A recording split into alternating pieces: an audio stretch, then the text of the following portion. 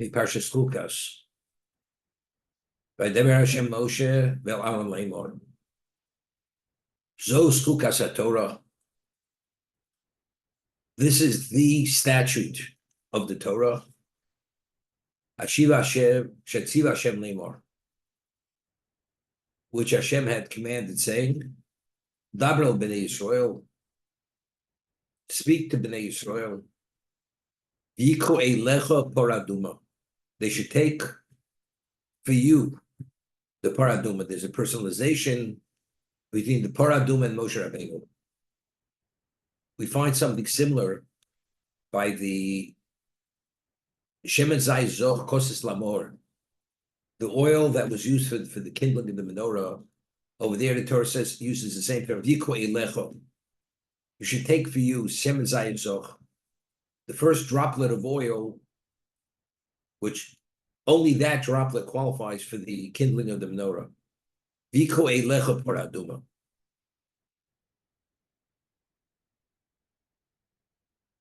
Aduma, Tamima, totally red. So Rashi cites Chazal that if it has two black hairs, that already is not considered fully red. Asher ein bo mum, which it's not blemished. Asher lo le'ol, and no yoke was put on it, or nothing was put on it as a burden. The Gemara tells us that a person has the paraduma, and a person is walking with it, and he takes his jacket off, and he puts it on the animal to carry his jacket, or he has a walking stick, and he just puts the walking stick on the animal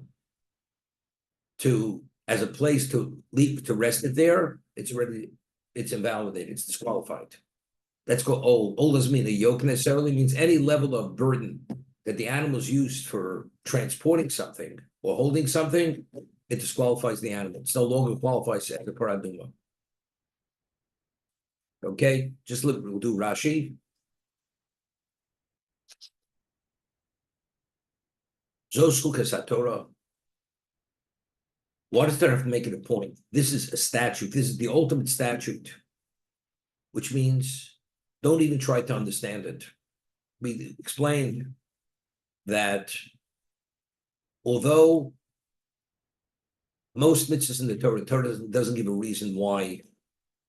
But although it doesn't give a reason why, we understand at a certain level its value. There's certain takeaways. Although based on our human intellect, we're not coming upon the true understanding why we must do that mitzvah, positive and negative commandment, because it's directly related to our spiritual profile. It either advances our spirituality or diminishes our spirituality, but nevertheless, the takeaways. For instance, the chinuch, who's a codifier of the mitzvahs, which usually goes in according to the position of Rambam, offers a rational, philosophical reason for all the mitzvahs in the Torah. A mother and its calf, its offering should not slaughter on the same day. The Torah doesn't give a reason why, but nevertheless, what would a takeaway be? Killing the mother and its calf on the same day, it brings out a certain insensitivity, lack of compassion for that species. Therefore, the Torah says, don't do it. But that's not the reason why, but that's a takeaway. That's something we're able to cull from that. Sending away a mother bird before taking its chicks and its eggs, it should not be present when you take them. Also, was a mother seeing that you take her chicks or eggs, it indicates a certain level of insensitivity, it's cruelty. And the chinuch shows everyone, but that's not the reason why the Torah, unless explicitly. Why did he eat matzah? Rushed out of Egypt, and the dough didn't have time to rise to become leavened. Okay, so the Torah gives a reason. Plus the many. But a chok, or we have Eidos testaments, but a chok is a statute, which means, for instance, combination of wool and linen and shatnez. On a rational level, how do you understand why you're not permitted wool and linen? A wool garment by itself, a linen garment by itself is permitted. But if you have a wool garment, you even have one linen thread in that garment, sewn into the garment, you're not permitted to wear the garment. That's called shatnez. Semer pishtam yachtov. That's wool and linen together in one garment. You're not permitted. That's a chok. Paradum is a chok. There's no way to even approach it intellectually to appreciate, understand what it's all about. But Torah goes out of its way. It says, Zos chukas Torah. This is the ultimate. This is the ultimate statute. So Rashi over here cites Chazal. Why does Torah have to make this point? Very often we have laws, and if a person is not sufficiently learned, and people ask the person, what's it all about? The person says, I really don't understand. So people say, if you don't understand, why are you doing it? So you have to respond, say, it doesn't make a difference if I don't understand. If God said that's what we're about it. But a person who usually understands many things, or most things, that he only does them because he understands them, and he understands the beneficial to him, when somebody approaches that person with that kind of question, he can't respond, he feels a little inept, he feels unintelligent. So you need a little bit of reinforcing. They aggrieve, meaning they put questions to us, which put us in an uncomfortable position. What's this all about? First of all, what's its significance? And do you even have an understanding of what it's about? Therefore, the Torah says this is a chukah. Don't even attempt. It's my decree. You're not even permitted even to attempt to understand it. The Mishnah tells us, in Chagigo, with certain things you're not permitted even to contemplate or even address. For instance, what was the state of existence before creation? What was it? When the Torah describes the state of affairs at the beginning of creation, the world was tov v'o, so it was unformed, it was chaotic. We're able to visualize what that is, but even that is part of creation. We speak about a vacuum. We speak about nothingness, waste. That's part of creation. Pre-creation, when we speak about ex nihilo, before creation, we have no relevance to understand what existed. So to go there, whatever you're able to understand, it's incorrect. Why? In life, we always need some level of frame of reference. If you have no frame of reference, you can't even relate to what it is. I'll give you an example. Person, God forbid, is born blind. Could you describe to the person what light is? There's no way to describe what light is, because it's not within his context to understand, because there's nothing which is comparable to what that is to give him an understanding of what that is. A person has taste buds. You never tasted chocolate. Unless there's some other food item which has a similar taste, there's no way to describe what chocolate tastes like. Pre-existence, when we speak, nothing existed. Nothing is something which is beyond vacuum nothingness. Because nothingness, when we visualize nothingness, that is part of creation. Therefore, the Mishnah says in the beginning of Chagigo, a person is not even permitted to even contemplate or try to figure out what existed before, because only God existed. What's God? God is infinite. It's impossible for a finite creation, to have any relevance to fathom, understand what infinite is. So schulka, the Torah is going out of its way, as much as they put you to the wall and they say, what is it all about? Why do you do it? It's beyond your capacity. There's no frame of reference which has any relevance to describe what this is all about. And that's why it's my decree. You have no permission even to contemplate, to try to figure out what it's about, because whatever you're going to say, you're dead wrong. It's not it. Okay, now Shlomo Melech himself writes based on Pasuk in Koheles. He says all the statutes, because his knowledge bordered nearly on the infinite, He understood all the statutes, all the chukim. He understood shatnez. He understood the ancestral relationships, why they're not permitted, why it doesn't conform with our spiritual profile. But he said about paraduma rechoki mimeni. Even paraduma, even from me, who have this vast knowledge, the wisest person who ever lived, it's beyond my grasp. Rechoki mimeni. So therefore, the Torah goes out of its way. If the wisest man who ever lived tells us it's not comprehensible at any level, although he gets everything but that, so you're not understanding it, doesn't indicate that you have some level of deficiency. And the Torah goes out of its way. Shlomo only goes to reinforce that. It doesn't reflect to any degree of a lack of deficiency in itself, because he who was the ultimate, even he wasn't able to grasp it. He said, Rechoki mimeni. But if you look in the Midrash, it says the Satan and Umas Olam, Monisir, they aggrieve us. They're always sniping at us with these kinds of questions. But if you look in the Midrash, it's only specific questions. Very often you say something, it just doesn't make any sense. Not because you don't understand. Not understanding doesn't mean it doesn't make any sense. Not making sense means that in terms of its profile, it's contradictory. For instance, the Torah says that you're not permitted to wear shabnez. And what is shabnez? Semu pishtam yachda, wearing wool and linen together. But then the Torah juxtaposes to that negative commandment, hidilim tasado. But if you have a four-cornered garment made of linen, you must put woolen strings on those four corners. When you take those woolen strings and you tie them to the four corners, what are you wearing? You're wearing a combination wool of linen. And the Torah says, you're permitted. It's the mitzvah of tzitzis. So the question is, if innately the combination of wool and linen is something which is detrimental to your spirituality, compromises your spirituality, why now that if the strings are tzitzis, how does that somehow enhance your spirituality? If it's detrimental, how does that enhance it? Another question. The Torah says that a man is not permitted to marry the woman who's married to his brother.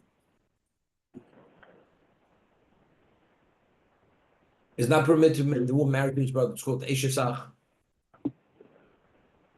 Meaning if the brother had children and the woman is widowed, the brother's not permitted to marry that woman. If the man was married to a woman and he divorces her, the brother is not permitted to marry that divorcee of his brother. Called Eshesach. It's an incestuous relationship. And if a person does, and there's a child conceived, that child's a mamzer. The child's illegitimate. But yet, if that same woman is widowed and there are no children from the deceased, there's a mitzvah. There's an obligation for the brother to perform yibum, levirate marriage, to perpetuate the name of the deceased. So the Medrash says, as we said, Manusha, if innately it's such an extreme, it carries normally the liability of koris, spiritual excision. It actually terminates your relation with Hashem. It actually compromises it. But yet, that's how negative it is. But yet, if the woman is widowed without children from that man, there's an obligation for the brother. It doesn't add up. If innately it's so wrong, how is it permitted? The halacha is that if a woman's a menstruant, the husband's not permitted his wife. But yet the Torah tells us, and it carries liability to koris, and she's impure. She must go to the mikveh to relieve herself of that purity after a certain period of time when she stops menstruating. But yet, if a woman gives birth to a male after a week, even if she's still menstruating, she goes to the mikveh on the Torah level, she's permitted to the husband. And the Gemara tells us in Nida that it's the same menstrual blood. But the Torah says during the 7th period, right after the birth, she's not permitted. But on the 8th day going forward, although she's still menstruating, for 33 days she's permitted. And if it's a female, for 66 days she's permitted. The question is, but if that is something innately forbidden and detrimental to spirituality, why is it permitted? So they only come and approach us where it doesn't make sense because the halach itself, in terms of its application, is contradictory. If it is, it should be this, and if it's not, it should be permitted. That's the concept. What is paradum? Paradum is the ultimate. Metaris atorim, metaris atmeim, umetamis atorim. It purifies those who are contaminated. The contamination of dead, the only way you can be relieved of that, point to the mikveh is not sufficient. It's the only contamination that, in addition to the mikveh, you need sprinkling of the paraduma, of this red heifer. And yet, it takes off the most extreme level of contamination, but the person who's involved in it, it contaminates the person. If this is the ultimate purifier, how does it contaminate the person who engages in it? So all these questions are obvious questions that say, it just doesn't make any sense. It doesn't add up. It's my decree. You have no right even to go there. The wisest of all men who understood all statutes because of his wisdom bordering on the infinite, he says, even this is beyond my grasp. But that's what specifically the paraduma, zos chukas haTorah. This is the ultimate statute.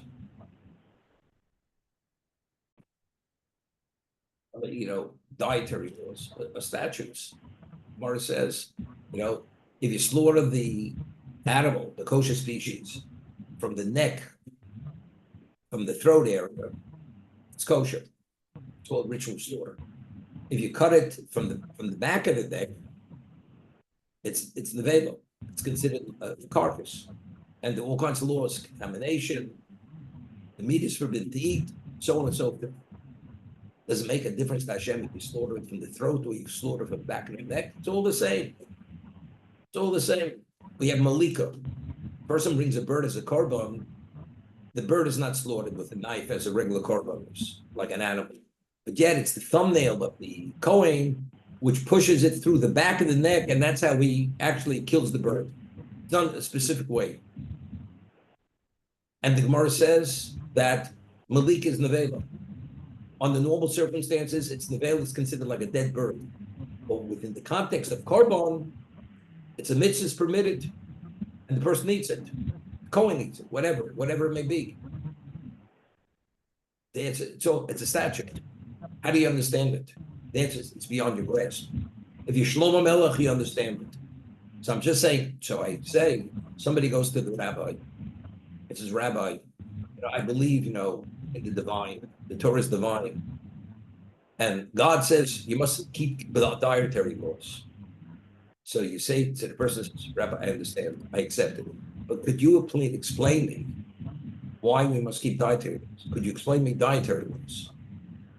So the rabbi says to this person, says, could you explain to me Einstein's theory of relativity? The person says, something, I'm not a genius. First of all, I never took physics, and I'm not a genius. Even if Einstein will explain to it, it's beyond your capacity. So if you can't understand Einstein's theory of relativity because it's beyond your capacity, you expect to understand God's mind. All the inner workings of creation, you understand the infinite mind to be able to understand dietary laws. But Rabbi, I'd like to know. It's foolishness. It's beyond your capacity. To hear Shlomo Melech, who says other statutes I did understand, because he was endowed with this almost unheard of intelligence. And he says it's too difficult. You want to understand it. Talking about the oil that was used to kindle the menorah, Bikue Lecho, to Moshe Rabbeinu, take for yourself, Shemen Zayzoch Koses Lavor. The oil, the droplet of oil that comes out of that olive, which only qualifies for the menorah, Bikue Lecho. There's a personalization between that droplet of oil and the kindling of the menorah. What relevance does it have to Moshe? Bikue Lecho Parad. Rashi says, what's Bikue Lecho? We do Rashi. The paraduma always identifies with you. Torah she'osa Moshe. Torah, the Moshe made in the Midbar. Torah tells us that every paraduma that ever existed, a little bit of the ash of Moshe's Torah was intermingled with that ash. Moshe's Torah had to have some relevance to that purification process. So even the Torah that next paraduma is going to be the time of Mashiach comes, purify Klal Yisrael, it's going to have some of that ash of that original paraduma. But What's the connection between Moshe Rabbeinu and the Torah? So now there's a beautiful Orach Chaim HaKadosh. He says the concept. He said it by Kodshin. He discussed it in Pashas Kedoshim. Halacha is, if you eat, somebody should silence their computer here, so muted. So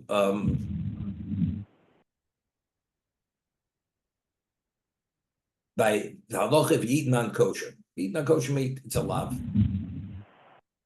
But if you eat no-so, you eat a korban, which is a mitzvah to eat it within a certain time frame. If the expiration time comes, eat it, the liability is koris. Koris to something which is so holy. During a certain period, it's permitted and not obligatory. Afterwards, it has this extreme level that it carries liability koris. No, sir, it has to be burnt. Why? So the Orach Chaim HaKadosh says a principle over there, and over here he expands on it, that everything in existence could only exist only if it's connected to the source. Aaron? He explains over there, everything in existence, even the nether forces, which are the basis for contamination, they can only exist because they're connected to the spiritual source. If they would not have any nourishment or sustenance from something spiritual, they cannot exist. As a result of that, he says, because Kochim initially was the ultimate in holiness, even when it expires, the level of holiness, of Kedusha that it has, the remnants of that are left. And because the remnants of that which are left, the nether forces attach themselves to it, and therefore brings about a very extreme level of what? Of impurity. So if a person ingests that impurity, it actually brings about koros. That's the level, that's why it's so detrimental to one's spirituality. That's Orach Chaim HaKadosh. He explains over here, what is the body? The body is a receptacle for the neshama. Reb Chaim ben Loshen writes, the Jewish soul was created at a level which the non-Jewish soul was not created at that same level. The Jewish soul was created, whatever this means, b'tachs kisi hakavod, from under the heavenly throne of Hashem. The greatest angel is not able to fathom the spiritual makeup of Nishmas Yisrael. The body is the receptacle for that soul, and a non-Jew also has a soul. When the soul departs, as you have a receptacle with perfume, there's a trace of the perfume, the scent left in the receptacle. Identically, when the neshama leaves the body, the traces of that kedusha which remain in the body, associated with the body. So as long as the soul's there, the nether forces are not able to approach the body because of the intensity of the kedusha. But once the body, it actually vacates the body, and there are traces of that spirituality left in the body. An overwhelming level of nether forces attach themselves to that body, and that overwhelming level of nether forces generates a level of contamination. And even if you don't come in direct contact with the body or the remains, even if you're under the same roof, you become contaminated. A non-Jew is not metami bo'el. A non-Jew, only direct contact. Or if you move the body, are you contaminated? But if you go into a room where you have the non-Jew, you're not contaminated. So the Orach Chaim, why? Again, because since the intensity of the neshama is it's not comparable to the intensity of the neshama, the dimension of a Jewish soul, as a result of that, the traces that are left there are not at the same level, so the overwhelming level of nether forces don't attach themselves to the body of a non-Jew. Okay? So he explains it, he gives the marshal explains with an allegory. You have a pail. The pail is filled with nectar. And when you empty the pail, although you empty it, there are traces of that nectar in the pail. What's attracted to that pail? You have rodents, insects, all kinds of things are attracted to that pail. What about if you have a pail of manure? You empty the pail. although it would track something similar, but not to the same degree. Because the quality of what's there is not the nectar. Therefore, it doesn't track the same. That's the difference between the body of a Jew and the body of a non-Jew. It's a different, it's something totally different. It's a different dimension. As a result of this, that's the reason why the neshama, the body of a Jew, contaminates even by oil, even under the same roof, and the body of a non-Jew is only upon contact. He explains it like this. When we were in Egypt, in Mitzrayim, and we had to do the Korban Pesach, there was no law that we had to purify ourselves before the Korban Pesach. Why? Because what was our classification? Mitzrayim, we've been named North. There were Noahides. As a result of that, a Noahide, if a non-Jew comes in contact with the dead, he doesn't come contaminated. But a Jew, you come in contact with the dead, you become contaminated. Because our classification in Mitzrayim, where we've been named Noach, it's just like an animal. If it comes in contact with impurity, it's not contaminated. Our status was B'nai Noach. We were like, relatively speaking, what we are, we're like equivalent of animals. We're not susceptible to contamination. It's only at Sinai that we became Odom. Then we ascended to a level of this new level. We became different beings. Now we have different levels of sensitivities. Because I have a new dimension of neshama, now is susceptible to level of contamination. Because now the nether forces, even now when we're alive, have relevance to us because they attach themselves to us. Like an animal has no relevance to Kedusha, the non-Jew, the no-one has no relevance to Kedusha. If when he's alive, doesn't contaminate. Even if he comes in contact with the dead, it's not contaminated. With a rodent, with a carpet, it's not contaminated. Jew, when he comes in contact with all these various things, he is contaminated. Because the Jew, he possesses that level of holiness, of Kedusha, therefore they attach themselves. This is the Orach Chaim HaKodesh. Because where does he begin? It said, Zos Torah Sa'olim. So he asks the question, saying, those Torahs Atuma. These are the laws of Tumah. Those Torahs Hatar. These are the laws of purification. What's this? Those Torahs Odom. So he explains, when did these laws come into effect when we became Odom? When did we assume the classification of Odom? At Sinai. Those Torahs Odom. Atem Kurim Odom. Your classification is Odom. We became Odom, now these laws have relevance. That was a Kabbalah Torah. Okay, that's the Orach Chaim. Now, when we became Odom through receiving the Torah at Sinai.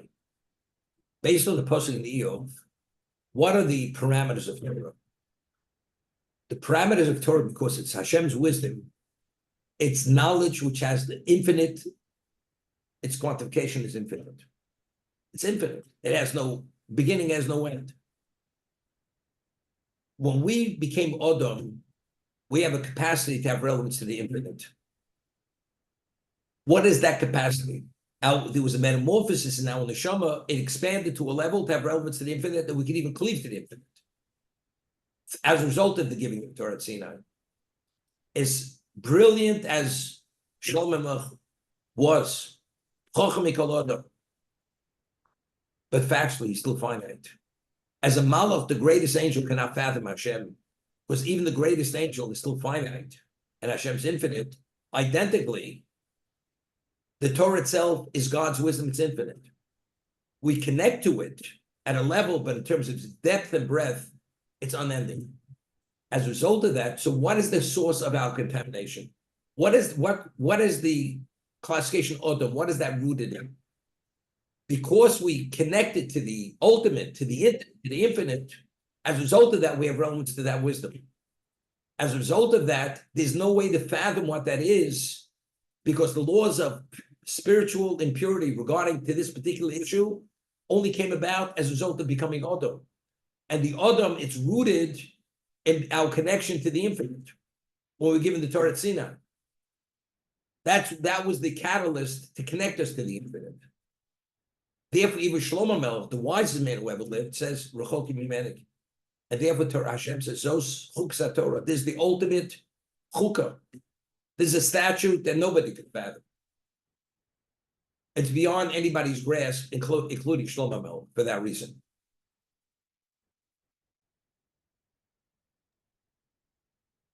I'm sorry. So Good. Good.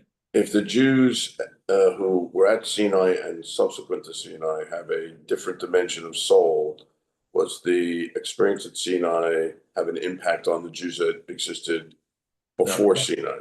No. So the estimate of Avraham Avinu.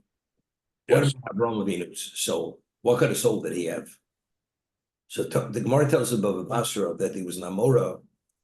He went to the Maris Machpelah, and he went to identify exact location where Avram was buried, and he took like white line to spread on the surface of the ground above to indicate that there remains below the ground, subterranean. So Kohanim should not go there because they would become contaminated. So Tosas asks, but if before Sinai, if the basis for contamination, when you go over a grave, it says because you call classifications Odom, before Sinai we weren't Odom. So why did he have to identify the location of Avram's remains? Avram was a Noahide. Avram was not Odom. So why did he have to identify his remains? That's Tosas' question. So Tosas answers, cites a pasuk that Avram was the only one pre-Sinai that was called Odom HaGodol. He already was classified as Odom even before Sinai. He had that special relationship, and therefore his remains contaminated. In terms of Yitzhak not, in terms of Yaakov not. But Avram that he introduced, what he brought to existence, he is called Odom HaGodol, therefore his remains contaminated. But anybody else other than Avram, the remains don't contaminate pre-Sinai.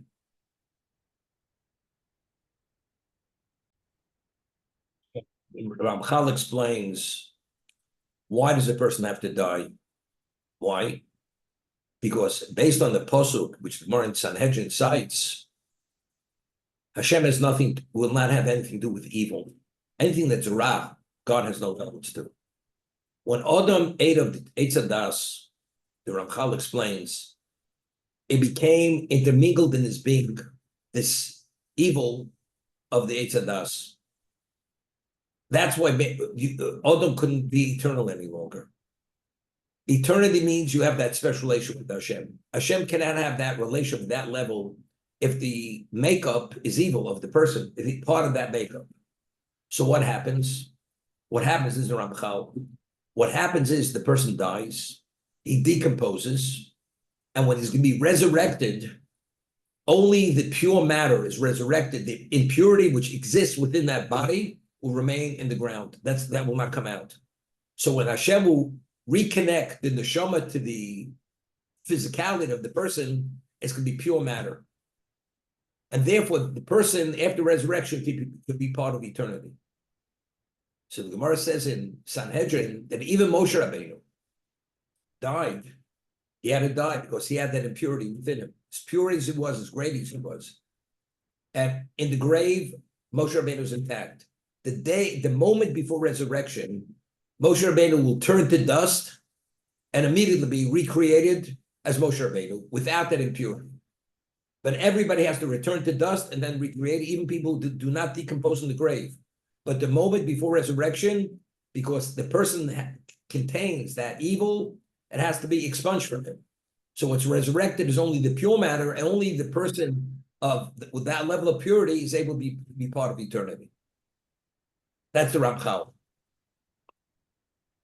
So we say in the second bracha in Shemona Esrei, right? We say, Melech meinis u'mechayer matzvich Yeshua. Melech meinis u'mechayer. God is meinis u'mechayer. He takes life and then he is mechayer. He resurrects life. What's that all about? That's a chesed. The Melech is meinis. Why is he meinis? He's meinis to be mechayer. The reason the process of dying is only ultimately to be able to bring about the real life, which is the resurrection. And that's what we say. That's part. The Ramchal asks a question. One of the 13 tenets of Jewish belief is resurrection. One is schar v'onish, reward and punishment. Why is resurrection part of the one of the tenets of Jewish faith, Jewish belief. So he explains, just as schar v'onesh is part of it's a tenet of Jewish belief. When a person lives his life and we're confronted with a challenge, a struggle, spirituality, what only the neshama struggles. Your physicality is a partner to that struggle. So why is only the neshama rewarded? Why is the body rewarded? The body has to be a beneficiary of that struggle. If the person succeeded in the struggle, but yet the person dies, goes into the grave, and the neshama is in olam haneshamos. Olam haneshamos is only a holding pattern. Until the soul is ready to be reconnected to that body, it's a holding pattern. The body has to be expunged of that evil through decomposition, and only then it can be reunited. So the body being reunited with the soul is part of schar v'onesh, because ultimately the body is part of eternity as the neshama is part of eternity. When they're reunited now, the totality of the person that cleaves to Hashem in this eternal world, which is going to be created in the 8,000th year. That's the Ramchal. So we say melech meimis u'mechayeh.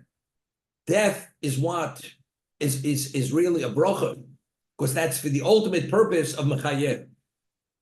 By a non-Jew, meimis, it has nothing to do with mechayeh. By a Jew, it's meimis u'mechayeh. Because every Jew, every Jew has a share in the world to come. That's natural. Person chas v'shalom could forfeit it. But on the natural level, every Jew has a share in the world to come. World to come is to have that relationship with Hashem, to be part of resurrection. So every Jew initially is melech, meimis u'mechayeh. The non-Jew doesn't actually have a share in the world to come. That's only if he's a special achiever. But that's the kavanah of melech, meimis u'mechayeh. Person, when they convert to be a Jew, they become a full-fledged Jew, a ger. But you have to meet all the prerequisites which are prescribed at the Torah, what gerus is, what conversion is. So he explains, if a non-Jew has a totally different spiritual soul than a Jew, how, if you undergo the conversion process, how all of a sudden does that neshama expand to become the equivalent of the Jewish soul?